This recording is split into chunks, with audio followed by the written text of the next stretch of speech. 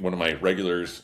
I probably told you he was an ex-FBI agent. He's retired and became a private investigator. But he sponsored me to become a private investigator / bounty hunter in the state of New York. I remember this. Yeah. Is that how it works? You get it from someone else? Is it like vampirism, basically? Like he can make you a private investigator just through his private investigator powers? It's like a friend of a friend kind of situation. I went on like 2 stakeouts with him, but they were really boring, and they're mostly infidelity cases. Let's do this show. Let's do the show, man. So you don't shun the devil with your rock and roll load. Knows that country music's gonna save your soul. The devil runs his groove in them rhythm and blues. That sound it's gonna get you son in the end. Welcome back to the Speakeasy. I'm Damon Bolte. I'm Sother Teague. And I'm Greg Benson, and we are on the eve of a major, major holiday. I'm talking, of course, about Burns Night. Sother, I know you keep this day holy in your heart. I mean, I don't know if it's a major holiday, but it's. What are you talking about, man? It is the Scottish Cinco de Mayo. Okay, I'll take that. Why not? Why not? Jesus. Yeah, Burns Night. It's Robert Burns, the famous Scotch poet. It's a big celebration of him and his works and his life. And it's a night of drinking and haggis eating, and someone gets up and recites the poem, and it's a good time. For those unfamiliar, traditional Burns Night supper is haggis, neeps, and tatties. And as you mentioned, Sother, there's traditionally a reading of Robert Burns's Ode to a Haggis. Mm-hmm. And I had in my notes, is it a drinking night? ? I think I'm going to answer that. Yes. And if it's not, it should be. It absolutely is. I mean, like it's a drinking holiday. Yeah.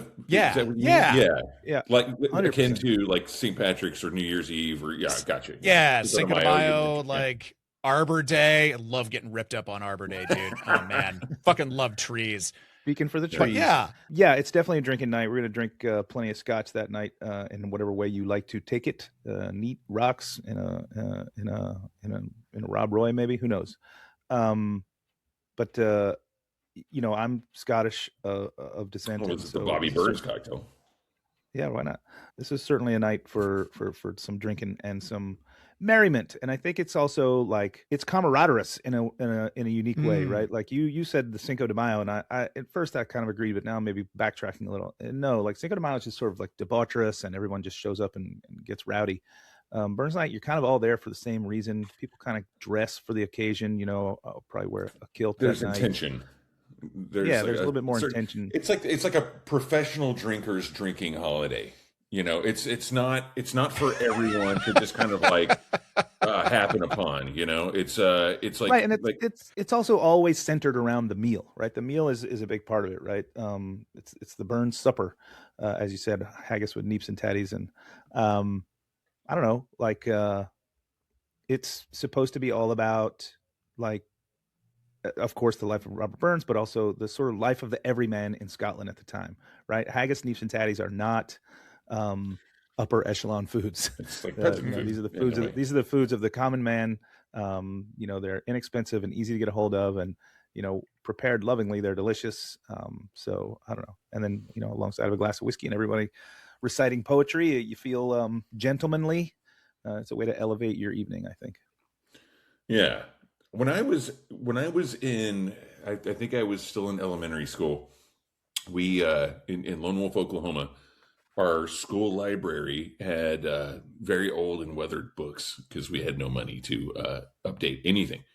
And I found this book that I've carried with me all over the United States. Every move that I made from Lone Wolf to Oklahoma City to Brooklyn, New York, out here to San Francisco.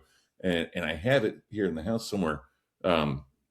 It's the poetic works of Robert Burns. And the cool thing about it's just an old book, and it's like kind of falling apart. It's leather bound.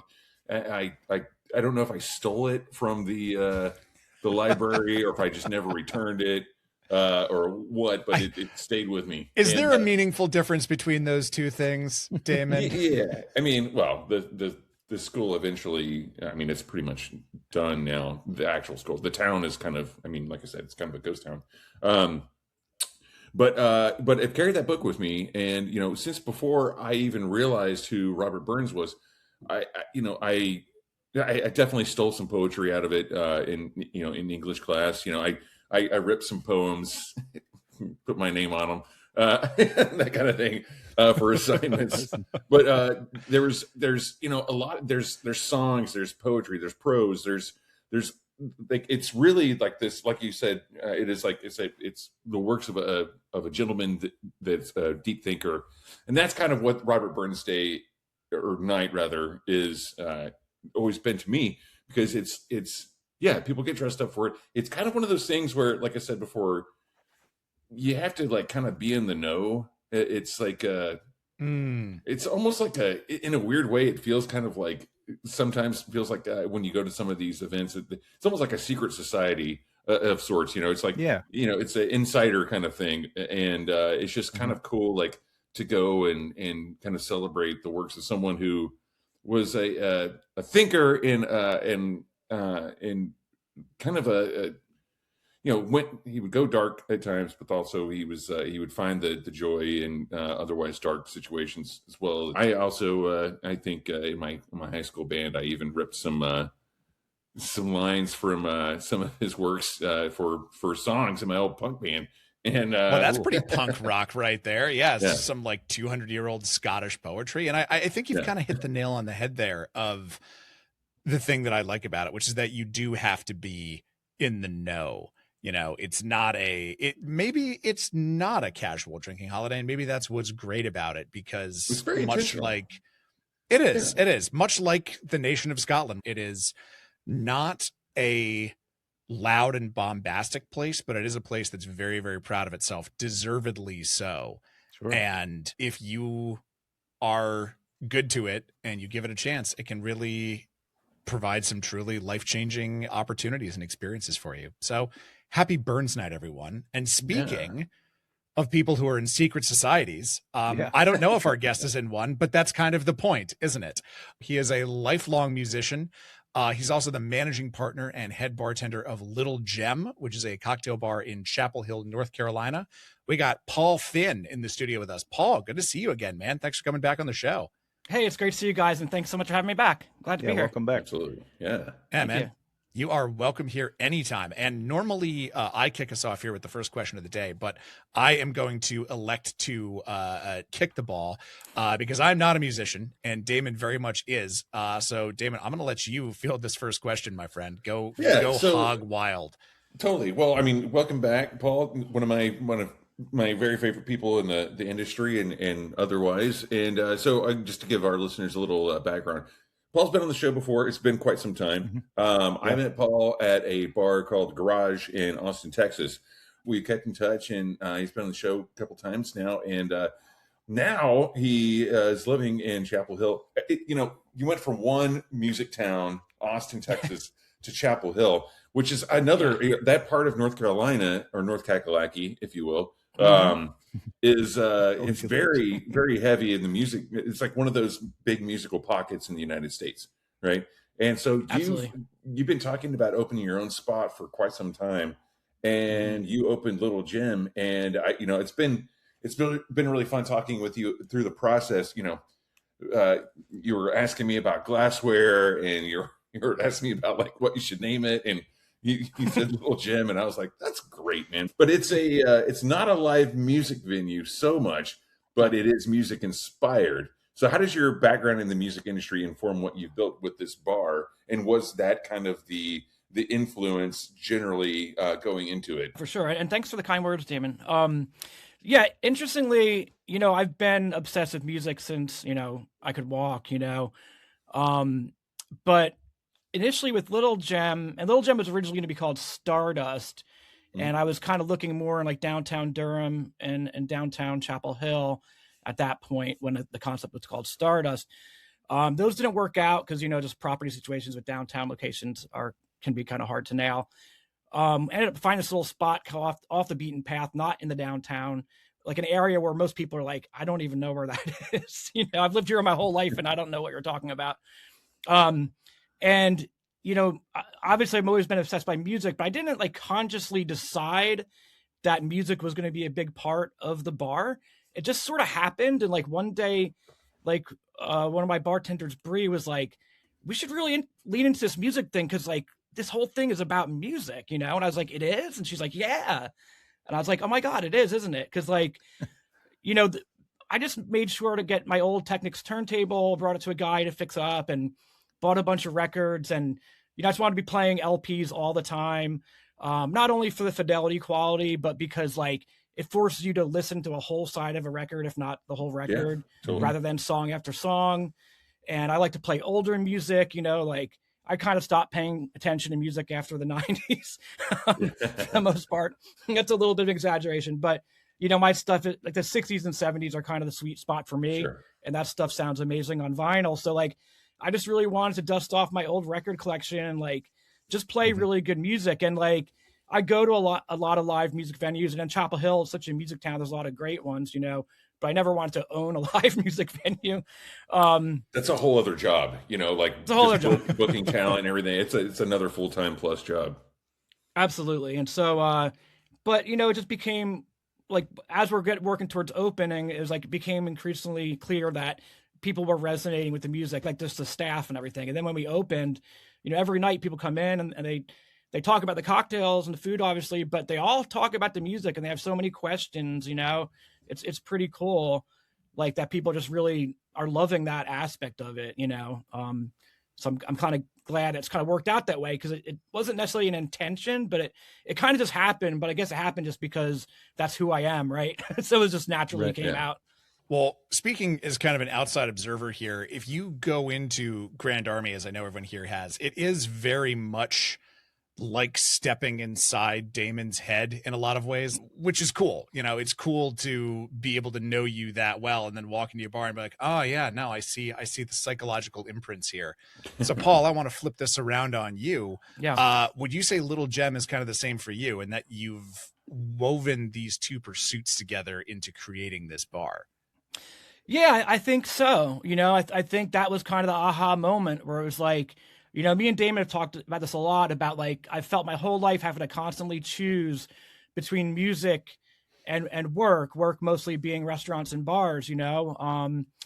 And, you know, I did music professionally for years, where I tour the country and record records with several bands. And, you know, you're lucky to come back from tour with enough money to pay your rent.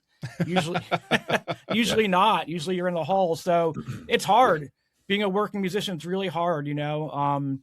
And bartending's hard too, but generally you get a pretty good paycheck out of it. So, the weird thing was, like, as I got more into bartending and kind of got obsessed with that, like I kind of stopped playing music. Interestingly, like it's almost like all my battery was just going towards the bartending, you know, and I had nothing left over for music. The entire time I lived in Austin, I didn't really play an instrument. It's kind of sad, but, it wasn't necessarily like a conscious decision. Again, it's just, I was just too busy and too committed to other things. And it wasn't to the end and that I started playing again. And, you know, Austin's such a huge music city. I kick myself now. I was like, what was I doing? I could have been playing shows every week, you know, and had a lot of great musician friends there. And it wasn't really till I moved back here to Chapel Hill that I found the balance, and the pendulum swung the other way. We bought a house in Hillsborough, North Carolina, not far from Chapel Hill, and had a basement. And that was a big drive for me. It was like, we need a house with a basement, you know?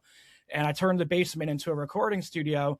And then for about a year, all I did was record music, myself and other artists. Nice. And I didn't do any restaurant work or anything at all. And so I went the completely opposite direction. And I was like, I might never work in a bar or restaurant again, like, you know? But, you know, eventually things changed and I got reinterested and reinvigorated by things. And so slowly things started creeping back more towards the bar side. But I did decide at that point, like if I was going to work at a bar again, I wanted it to be my own bar. Because I've been doing it so long and I've just like collected so much information, and I've been working on this like concept for, you know, years at this point. And so I want to be my own. So then when I did start working towards that's where, like, I think those things started to come together, whether I was conscious of it or not. Because I look back at my old notes and it talks a lot about the music and how important that is, you know. And when we took over the spot we're in now, it had been a bar before us, and they had like a Sonos speaker system. And I had to make a decision like, God, we need to put in a real, stereo system here. Like, not that Sonos isn't real, but I wanted like a hi-fi system, I wanted a turntable and real speakers, Right. and I wanted wires, I wanted cables, Right. I didn't want any Wi-Fi. Yeah. And, but you have to make a decision like, well, is it that, or do we get a new refrigerator, Yeah. because, we're on a shoestring budget because it all kind of happened so quick. Like I kind of given up on looking for places at that point. And then this place became available. And just like on the dime, we kind of just, me and my partner, Lauren, my business partner, we just kind of dove head first into it. And then it was like very fast, I mean, I think that's how everything happens, right? Everything happens slowly at first and then very quickly at the end, right? Yeah. Oh yeah. Well, let's talk about what you're doing there at Little Gem in general, especially with like the team that you've assembled to get that thing going. What sort of strategy did you employ to get a team, and what are you doing to kind of keep them engaged on the day-to-day to keep, cranking out bangers? Yeah, for sure. I mean, I kind of knew going into this just from having run bars for a long time and managed restaurants and stuff that the team is the most important thing there. You can have the greatest cocktails in the world, the greatest food program in the world. You could have the best decor and everything, the best lighting. But if the team's not right for the space, then it's just not going to work, and I had everything mapped out to the nth detail, but like when it came to the team, I knew what I was looking for, but there's a lot of luck involved in that. And we're also in Chapel Hill, which is a smaller market. So it's not exactly like, craft cocktail bartenders are hanging off trees or anything, I mean, there are a lot of good ones here, obviously, but not like if you're living in Austin or New York, I want to touch on that quickly because, like, being from Oklahoma and going back to Oklahoma City last year, at the end of last year, dude, it's one of the most exciting cities I've been to, for cocktails in a long time. Other places like Cincinnati and Indianapolis, those are awesome. I mean, we can't talk shit on Lansing anymore. No, Lansing's great. We love Lansing. We love Lansing. Yeah. But the thing is, like, we think about those coastal cities and places like Austin, places like Chicago, and those are like like if you want to really become like a big time mixologist, you got to be in those markets. No, fuck that. Actually, I feel like people put way more effort into it. They put a lot more love into it in those markets that are not like your New Yorks and LAs. Maybe you don't have hundreds of like dedicated, cocktail nerds, but the ones that you have, like if you open a place that's like Little Gem, then you get all those people in there. And then I always say a bar is only as good as the people who are in it. And that's really a testament to like kind of building your team. Yeah, I mean, I was talking to Gary Crunkleton about this, and he was saying that like when the USBG started up in Raleigh, they had to be combined with Charlotte, which is like 3 hours away because they didn't have enough bartenders to have the minimum membership, which kind of gives you kind of it's better now, obviously, but like you want experienced bartenders when you can, but it really was more about their personality and like what they wanted out of it, what their goals were, and if they kind of shared a vision with what Little Gem was going to be. And off the bat, I knew Bree was a bartender I was going to work with because I'd worked with her before at Lantern, which is a great restaurant we'd worked at together. And I knew she was great. She's young. She's like 23 years old.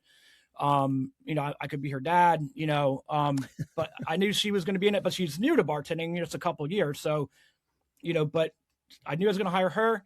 But I had to find at hire. I didn't know how many people to hire. Like, do I need 10 people? Do I need 3? Like, I don't even know. I don't expect. So I ended up, deciding like 4 was kind of the perfect number. And, Bree brought her friend Annie, and Annie's amazing, also young and also new to bartending, but just had that spirit of like, I want to learn how to do this. I really just want to learn, and I want to be good at this. And I love it. And I love hospitality. And then I was lucky to find a couple of bartenders with more experience. I didn't really know, Doug and Gwen.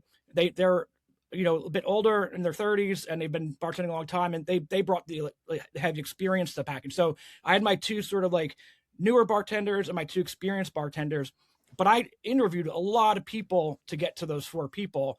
And I interviewed some people who had crazy resumes that were like, oh my God, you worked there, but just they weren't necessarily the right fit for our concept. You can't really teach hospitality, it's something you have to be kind of like born with, and like something you're really into. So it's nice to have those people have the hospitality experience. And I do think it becomes somewhat infectious after a while. But you'd mentioned, where you are in the location, and Greg was talking before the show about the kind of uniqueness of the location that you have. Greg, you had a question about that, right? I did. I wanted the word you used, your word, not mine, Paul, is nondescript to describe where the location was. Yeah. And I just kind of instinctively recoil at the thought of a cocktail bar in a shopping mall.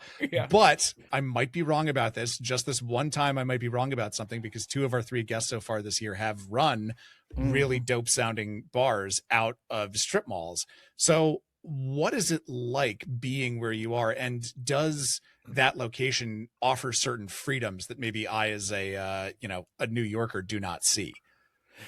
Yeah. So to be totally honest with you, when I first heard about this spot, I was like, absolutely not. I have no interest. Like it's off the beaten path. It's in not only a strip mall, but an isolated one. There's not really a lot around it. It's next to like a high school and a soccer field, but there's not a lot of other businesses. There's the 6 or so businesses in that mall, like a hair salon, Bo Catering, who I also work for, and is under the same hospitality group. A barber, a dojo, a really great Asian market, and a barbecue place. So there's an ice cream place as well. Now the ice cream place brings the most foot traffic, but that's obviously more kids and stuff. So it's kind of a destination spot. So that scared me, honestly. I was like, that's a little bit scary, because we're not getting just foot traffic all the time. It has to be a destination. But yeah, it's like a U-shaped sort of strip mall that's just beige and nondescript. You could pass by it. I mean, I had only been to that place like twice in all the years I've lived in the area, so it's not like, hey, there's going to be a cocktail bar here, but that my initial thought was no. But then the more I thought about it, I was like, well, hold on though. It's got a really big parking lot, which is almost completely unused at nighttime because all the business closes at 6 o'clock. Right. Mm-hmm. It is situated in a way where it's close to Durham, it's close to Hillsborough, it's close to Chapel Hill. So it's an equidistant for all those different places. And, all the people have kind of spread out over the years. As you get older and you're looking to buy a home, you're probably not buying it in the hip spot. You're moving a little bit further away, right? So we're kind of in that sort of nexus right by the highway that can connect you to any one of those places. So that's good. And then I just also thought too, like, it's kind of unexpected to have like a cocktail bar in this little area. So let's lean into that and just make it like a delightful surprise. And that's kind of why the name sort of seemed to fit of Little Gem. Cause it's like, Hidden Gem was the first idea, right? Cause someone said like, oh, it'll be like a hidden gem, that's a little too on the nose. And it is little, it's only about 1,000 square feet, that's little for this area at least. But, so it all kind of seemed to make sense in a way, that didn't make sense initially. And I feel like it's kind of proving out. Like, you have people walking in who are like, well, what is this? Like, is this the ice cream place? And you're like, no, it's a bar.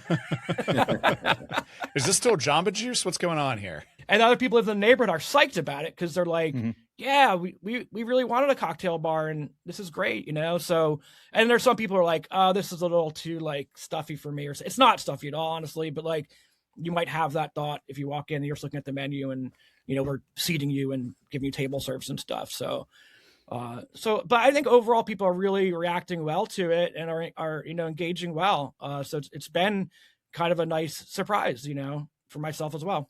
That's awesome. And that, you've tapped into something interesting there, which is that the folks who can afford a house in the suburbs and a car to get to and from the bar and maybe have a little bit more of that disposable income might be more willing to splash out on a drink that sounds interesting, but that they don't have a lot of built-in institutional knowledge of than say, the 22-year-old that can walk to the dive bar down the street from their apartment that they share with 3 other roommates, right?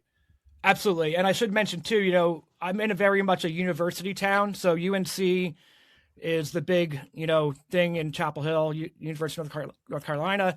And then we have Duke over in Durham. So it's a very academic area. And in downtown Chapel Hill, mostly you're getting a lot of students and stuff. And a lot of the people who are more our clientele was like, they just want to be in a bar. Yeah, exactly. The professors, they want to be in a bar with adults and not have to worry about that. And there is a place for that. And there's plenty of places for that. and they wanted something that felt a little bit more adult, and so that has been good because it's a bit of a oasis in that sense, because we're too far from campus for, nothing against college kids. They come in once in a while and that's totally fine, but it's not a college bar, so. Right. Yeah. And piggybacking off of that, I want to talk about the drinks program that you have at Little Gem, because you gave us a drink for our regulars. That's it's an aquavit base, and it uses again, I'm putting it here, death tincture. Now, obviously, this is more advanced than they're going to be doing in, a backwater place like Fresno, California. Boom, first one of the year. Mark one down for Fresno. Exactly. There's plenty more where that came from, baby. But in Chapel Hill, did you have to educate your guests to get them to accept something like that on the menu, or was there a built-in thirst for this that you tapped into?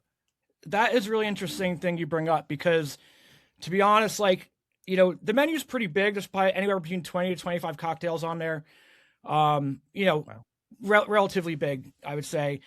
And everyone's like, this is too big. This is going to be crazy. And I was like, well, I think if we make a really good, well-rounded menu, people will order from the menu and it won't be so random, which has proven to be true. People almost overwhelmingly order from our menu. We very rarely make a vodka soda or even a martini. We have several martini variants on the menu. People usually order those. And I've been very pleased that that's been the response, because I was worried that people were going to ignore the menu and just kind of go their own direction because of what you're saying. I don't know what aquavit is. I don't know what Swedish punch is. I've been very pleasantly surprised that some of our weirdest drinks are the most popular.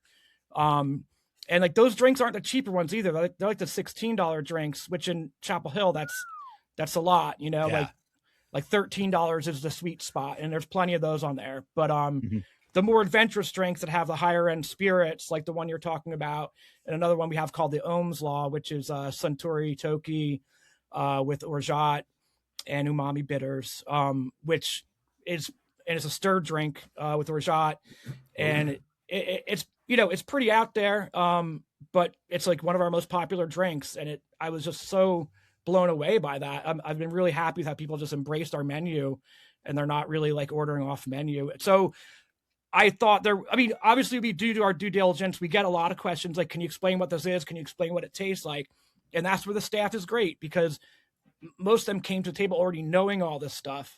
But if they didn't, we have a menu guide that breaks down every single cocktail and every single ingredient with a paragraph about every single thing. So any question that could be possibly asked about the menu, there is a guide for you to refer to. So maybe the first time you get the question, you don't know, but then you go back and read it, you'll know the next time.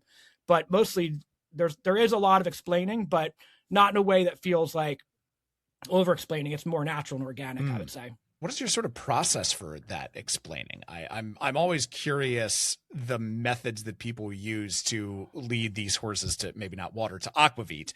What do you do that feels informative but doesn't feel too handholdy or condescending? That's always my question too. We had to go through so much of that at Amore, and we still do, because of the nature of the bar and the bar back, or the back bar, I should say.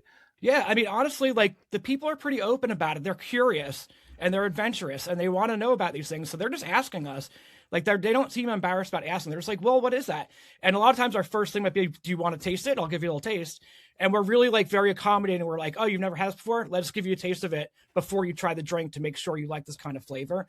And Doug is amazing. He's one of my most experienced bartenders, and he could talk all day about any spirit on our back bar. It's pretty amazing. So anytime a guest gets him, he can and he does it in such a way that's friendly and engaging and not condescending.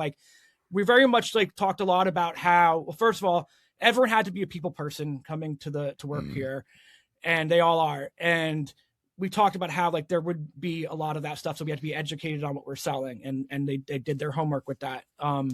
But really more than that, the approach of how you talk to people, it's never about I know more than you. It's our job to walk them through it and keep them engaged and keep them interested and help them kind of get to where they want to go, and if they don't show any inclination to sort of experiment or try new things, we don't push them there. If they do ask for a vodka soda, we'll just say, great, try this organic vodka. It's great. And they'll be like, oh, thank you, but if they want to go there, and they often do, we find, then we're happy to kind of lead them down that path. So I really think it's a tone you take with them, and it's all very friendly. I told the bartenders, I want you to think about it as just have confidence in yourself that you're a great bartender and that's why you work here, and that you're a great person that people want to talk to and that's why you work here, and just know that and feel good about that. And I think that over time, all of your names will be known by our guests, and they'll say, oh, is Doug here tonight? Is Bree here tonight? Is Annie here tonight? Is Gwen here tonight? And that was kind of our aim, to be, almost like a Cheers approach, but just in a cocktail setting. And I think it's actually working, Yeah, I struggled in the beginning to come up with ways to get my team to be able to, it's the rules of three, right?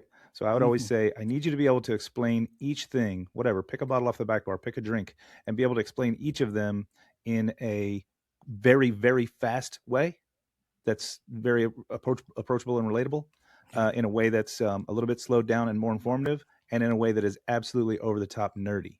And then if you can explain everything in each of those three ways, then you can sort of judge who you're talking to, and you can deliver the one that's necessary.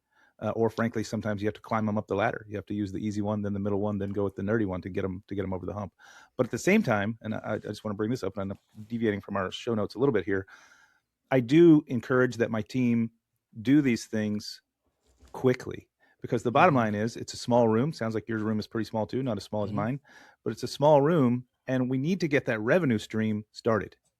So if I'm spending too much time explaining stuff to you, that's time that you're in the room. And generally speaking, and I explain this to my team and anyone who will listen to me, generally speaking, when someone comes into your bar, doesn't matter what happens, they've already subconsciously decided how long they're staying. So I need to get a drink in your hand and dollars started traveling over the bar immediately. So, how do you make sure that you're not, for lack of a better word, like just over talking? How do you get your team to talk and be friendly and all that, engaging, but also not to just be chatting all the time? Yeah, absolutely. We got to get the business going. No, you're right. And that is something we talked about at length. A lot of our training, like we were waiting on our liquor license, and it of course didn't come through until like a week before we opened. So, which is actually kind of nice in retrospect, because it allowed us time to just work on the fundamentals and talk about the more philosophical approaches, since we couldn't actually make drinks yet. And so we had more time to kind of go over all these things. And, of course we talked about how ultimately it's the guest experience, but you're correct. You got to get a drink in their hand, and hopefully multiple before they leave. And we do have goals and targets for that as well. So in the earlier days and early in the week, it's quieter, it's pretty chill. And so in a sense, you have all the time in the world to talk, and you still can deliver great service to everybody. But you also have to read when the guest is ready to talk to somebody else or want to be left alone, right? And I think everyone's keyed into that. And so I try to tell them about like just looking for signs besides what they're saying. Listen to the tone of their voice, pick up on their body signals, and you'll kind of know when it's right to walk away, or when you just have to say, I'm sorry, I have to go help another guest, and doing that gracefully.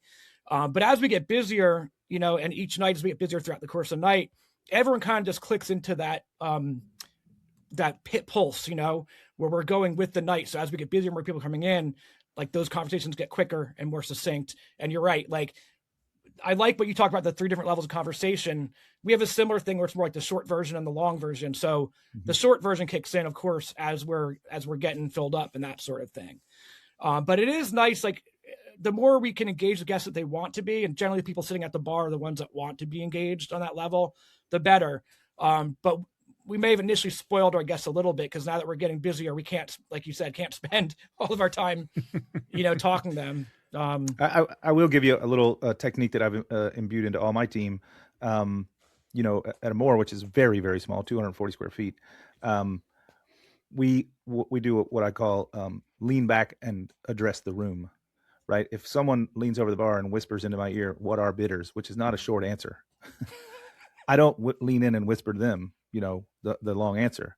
I lean back and say it kind of loud, because I'll finish up with that guy and I'll be doing something else, and the guy on the other end of the bar will be like, "Hey, what are bitters?" But if I've already kind of taught the whole room, I've taught the whole room. Yeah. You know what I mean? Yeah. They don't know that I'm talking to them, but they'll pay attention if they want to, and they won't if they don't, right? Yeah. So I'm not shouting by any means, but I teach the room. Yeah, that's great. That's fantastic. I would do that at the opening at Grand Army. 5 o'clock, there's already like 50 people outside waiting to get in for oyster happy hour. So I would just like lean back and just address the entire room, be like, here are the oysters for the day. Yeah, Here's exactly. the special cocktail of the day, and here's everything you need to know. All right, Yeah. let's go. So you're not booking bands, but you're booking DJs, and that must be really interesting too. Because whenever I've booked DJs for like Grand Army and other places, it's like you got to get the right vibe, and it's got to be something that works well. It can't interfere. It's got to be an addition to service. It can't grind with it. It can't rub. It's got to be something that fits the whole thing. So has that been an interesting kind of, and again, I said at the beginning of the show that's like a whole other like full-time job, right? How has that worked out for you? And I also want to know, have you done any of those DJ sets? Yeah, I mean, I basically am the DJ every night, so Saturdays I get a night off from it. And no, it's cool. I mean, like you said earlier, Chapel Hill there's a tremendous music scene here. There has been for a long time. So many great bands, from the old days up through now. There's so many great bands here. You might not hear about them outside of Chapel Hill too much, but it's a very thriving music community. And a lot of really great people live here that play music. So I have a great group of people to draw on. And, all the people I'm asking to do nights are like, yeah, I definitely want to do it, But it's different than a DJ night in the sense that, like, first of all, there's no DJ booth. There's just a turntable behind the bar that's directly across from our dishwasher. Nice. Yeah. Hell yeah. Right. So when that dishwasher comes down and you're polishing glassware, you're, right up against the person. But they're playing whole sides of records, right? In some cases, even the whole record. So they're only coming back behind the bar every 20 to 30 minutes, right? So that's more of curating than DJing. Yeah. Though, right? For sure.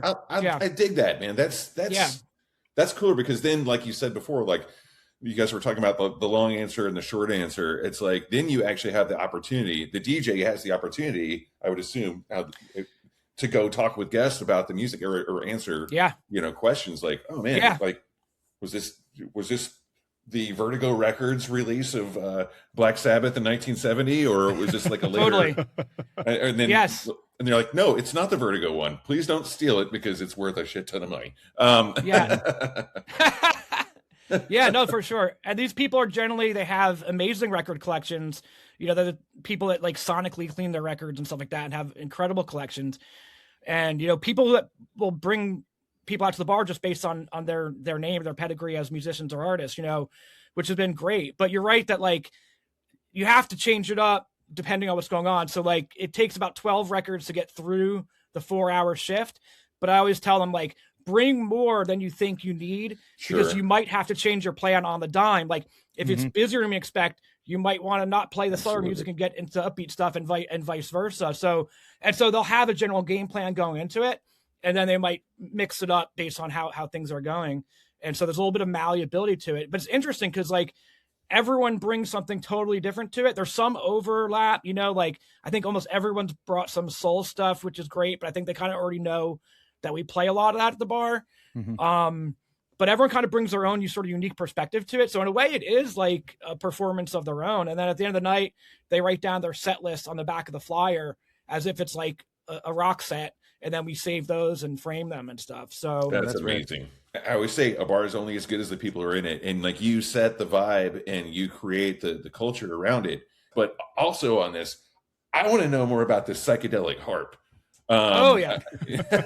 Yes, we cannot move on without talking about the psychedelic harp. Okay, yeah. So my friend Kelly Reedy, she's in a band called Entrevue, which are incredible. It's like the girl groups of the 60s mixed with like My Bloody Valentine, I think is the best way I could describe it. Fuck yeah.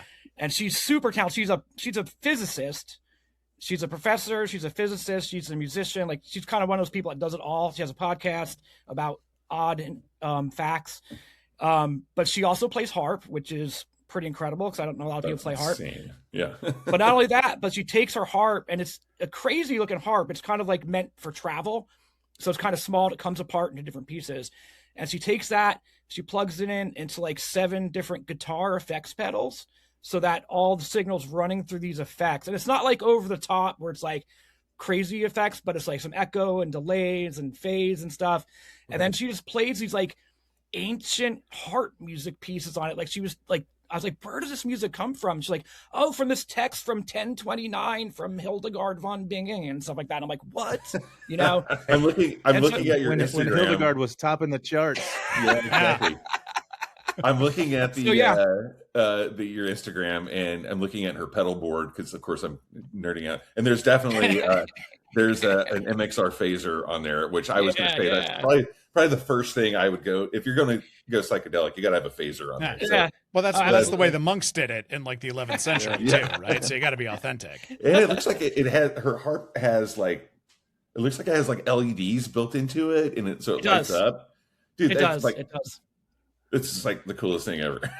She's that kind of person. Just does like really awesome stuff, and her harp music's great. Like, it's cool because it's melodic, but it's also like kind of ambient and lulling. So like, it's a good background music for a bar where like if you want to focus on it, you can. But if you want to ignore it, you also can do that too. And that's kind of what works for our bar. It can't be like someone playing songs because like the words would just distract people from their conversations. You know, It just reminds me of like just some weird like kind of fever dreamscape kind of thing, like you know, like when you're trying to explain your dreams to someone and like you just can't do it. That's like kind of what you're talking about. It's like I was in a strip mall, but then this woman had a light up harp and she was playing a 1,200-year-old song on it. Yeah, exactly. It was a martini, but it was only like it was like 100 different vermouths in it, and I love the intentionality of hanging on to the playlists, and framing them and putting them up. I think that's really brilliant. But we're towards the end of the show here, and you know, if we look at our lives, they're acts like a play, and it seems that, you know, maybe you're in sort of the third act. You know, all the things you've done in your career that have led you to here. So talk about that third act a little bit. What's it like now owning a small market bar after so many different places you worked as, you know, beverage director, but not owner. Now you're beverage director and owner. And like, you know, how's that, like, kind of wrap it up for us. How's that feeling to have Little Gem in your pocket now? Yeah, it's scary, you know. I think because I've been doing this so long, and I've always felt ownership psychologically of the places I worked for. Like I always treat it like as if I owned it. So like I made decisions from that place, you know, like, is this the best thing for the business to do this or that? And sometimes to a detriment, because like a lot of times those decisions will impact your own personal life in negative ways. It's emotional. Yeah. And I did that for a long time. So I thought like, well, when it is finally mine, then that will kind of sync up, right? Because it's something that's for me and for my future, not just a temporary stop, you know? And that's generally been true, but it is scary being responsible for other people and being like, the decisions I make are going to determine if this person can pay their rent, you know, and the way I act and the way I mentor is going to determine, you know, how these people are feeling and how, you know, how they go about their day and how they enjoy their work environment and stuff, you know, and just trying to be sensitive to that. It's also such a crazy time, like, you know, to be doing anything, period. And some days you wake up and it's like, I'm really concerned about this bar and the world's kind of on fire, you know? Yeah. So that is kind of difficult. Just, you know, I'm 51 years old. I've been doing this. I've been in the industry since I was 14, 15. So I think my path was always headed this direction, you know, and I'm kind of glad I'm finally there. It feels good to be like, okay, I finally got to the top of the mountain, but then you get to the top of the mountain and there's another mountain, right? Yeah. So I think like there's a little level of anxiety I didn't anticipate in terms of like, you know, I've always thought about the numbers. I've always set sales goals and try to make sure our P&Ls look good and all that sort of thing. But it means so much more now where there's no escape parachute, you know, and it's kind of like when there's slow days, you know, maybe in the past you might get a slow day as a bartender. It's like, I could have used that. I can use a slow day once in a while. That's cool. But slow days, like I'll be thinking about it before I'm going to bed. Like, is tomorrow going to be slow too? Right. And is next week going to be slow? And why was it slow? I don't understand, you know? Yeah. And you beat yourself up that stuff. Am I not doing enough? Am I not marketing enough? Is the menu not good enough? I always thought about it like the magic 8 ball, like for the industry, like why was it slow last night? Yeah. And then ask again later. Yeah, exactly. But there's all these answers. And one of them just says plainly, everyone just stayed home tonight. You know, like it was a fluke thing. Just people decided to not go out tonight, and it I mean, I tell the team all the time, like, oh man, we were so busy last night, probably because of the you know, Super Bowl Or, oh my God, we were so slow last night. Probably because of the Super Bowl. Doesn't matter. Yeah, exactly. Right? There's no answer. We were busy because it rained. We were slow because it rained. Like there's Right. no answer. Yeah. The first couple weeks we were open. Like our first week was great because we were in a new spot, you know, and staff felt really good. And then the next 2 weeks we were just dead, you know, and it was terrifying because you're kind of like, is it always going to be like this? And you're trying to reassure your team. And I find myself just really anxious, just kind of walking in circles thinking like, what do I need to do? What do I need to do? You know? And I was like, all right, I got to stop that mindset. I got to get out of that. You know, if it is slow, every shift, if we're slow, we're going to R&D a new cocktail, or we're going to go through the book and make a cocktail that maybe no one's had before on the staff or always wanted to make, but we couldn't make before. Or maybe we'll just talk about spirits, or maybe we'll just talk about music.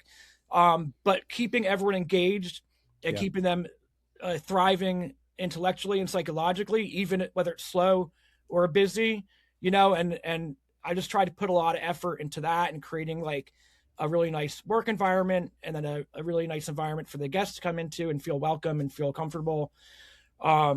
But yeah, that's the other thing too about ownership now is like in the past, and because, you know, it's my menu as well. So I'm one of the owners, me and my partner, Lauren. But also the menu is largely a lot of my stuff, although the staff has some drinks on there too, which is awesome. But it's weird how like now for some reason, if a guest's like, I didn't really care for that one, it like hurts my feelings more. Yeah. Listen, everything's not for everybody. I was in New Zealand some years ago, and well, I guess it has nothing to do with what I'm about to say, but well, it does, because I was flown all the way down there for my professional opinion, and I was interviewed on a radio show. And the woman who was interviewing me said, you know, I'm too boring. I just drink espresso martinis. I'm afraid if I try something, it won't be good. And my response was pretty immediate. And I think it shook her out of her trap of only ordering, and it doesn't matter, espresso martini or whatever. She only orders this one drink. And I said, do you think every drink I've had has been delicious? The reason I was flown down here is because I have an opinion. And the reason I have an opinion is because I taste everything. Right. So it's okay to have a bad drink once in a while. It reminds you what a good drink is. So that's the kind of, you know, impression I try to put on someone who's like afraid that they won't like something. I'm like, yeah, great. If you don't, then you know, and then you can start exploring why you didn't like it. And then you can look for like maybe what you do to change it so that you did like it, or you can avoid it in the future. Yeah. Well, speaking of drinking, where are you drinking these days? Like where in town do you like to go? Put a little shine on somebody else. Yeah, actually not to be cliche, because I know this is always the bartenders say, but like my favorite place to go for a drink is this place called Orange County Social Club, which opened up around 2000 over in Carborough, maybe about, 10-minute drive from where Little Gem is. But they're just a great neighborhood bar. It's the type of place where you just go and you're going to know people there without planning it. It's actually where I met I didn't meet my wife there, but the first time I talked to her was at this bar, and that led to us dating. So that's awesome. They got a great big outdoor patio. The bartenders are awesome. And, people you can talk to, and it's always a great crowd there, great energy. It's not a cocktail bar. They do make cocktails, but it's more of a place to go for a really good beer and a shot. I go there basically for like a draft beer and a shot of Fernet, and then just hang out with people. And it's such a great place. Like they've done a great job the last 20 years of just making a really nice environment for people to hang out. And like, what's been incredible to me is that, I hung out there when I was still relatively young, and my age group of peers have continued to hang out there over the years. And it's the place where everyone who works in a restaurant or bar goes to after their shift, But what I've noticed over time is that the young people are still coming in. So the different generations are experiencing it. And like two of my bartenders I mentioned earlier, Bree and Annie, they're in their early 20s, and that's their favorite place to go too. And I just thought that was incredible. It's like, we're so different generations, and yet we like the same watering hole, So I think that speaks to something about something they're really doing right there, 100%. As far as cocktails, there's a place, there's a couple doors down there from there called Atlas, which has a really nice cocktail program, really, really good stuff, really great classics, and pretty big menu. So that's a fun place as well. Well, this has been super awesome having you on the show, and thank you so much for talking about your bar and the music industry and shining up Chapel Hill, North Carolina a little bit. Yeah. People wanted to follow along with your exploits and Little Gem on Instagram.com. Where's the best place for them to find you? Yeah, my Instagram is Stardust Beverage, at Stardust Beverage, and then the bars is at Little Gem Bar. So those are probably the two best spots to link up. And if anyone wants to chat, I'd be happy to. Oh yeah. Well, that is going to do it for us this week. But if that wasn't quite enough to stave off seasonal affective disorder until March, you can become a regular on our Patreon. Our regulars get no ads, cocktail recipes from all of our guests, access to our live monthly hangouts, a free cocktail kit each and every month from our friends at Shaker and Spoon, and more show. Like half as much, again, more show. Like only as always, we only had time for a little bit of our conversation with Paul on the main feed, and the whole damn thing is available for regulars. So I think the choice is pretty clear, and you should become a regular today. And speaking of our monthly hangouts, the next one is mere days away on Monday, January 26th at 8 p.m. My kilt may be making an appearance. I don't know. Its calendar is pretty full, but we'll see if we can coax it over there for a late show. And of course, there will be Scotch. Speaking of which, Sother, you've been hanging out with one of our favorite Scotsmen recently. How's that little venture going? Sauced, hanging out with Tim McCurdy, a Scotsman himself. Yes, I'm sure he'll be celebrating Burns Night. We dropped our second episode. Well, as of airtime for this, our third episode will be out. So be sure to tune in to Sauced and listen to that, where we're cooking with booze and drinking with food. The first couple episodes are out there already, and we're getting a lot of great response. And I couldn't be more excited, frankly, for the direction that we're going in. It's a super fun show. It's a great listen. So check out Sauced, and be sure to tune in next week when our guest is Kristen Pike of Northern Rose Selections. She's going to be here talking to us about Canadian spirits, which are cool, and Canadian wines, which I honestly didn't even realize was a thing. So tune in to hear what that's all about. But until then, cheers, everybody. Cheers, gang. Cheers. So you don't shun the devil with your rock and roll load. Knows that country music's gonna save your soul. The devil runs his groove in them rhythm and blues that sound. It's gonna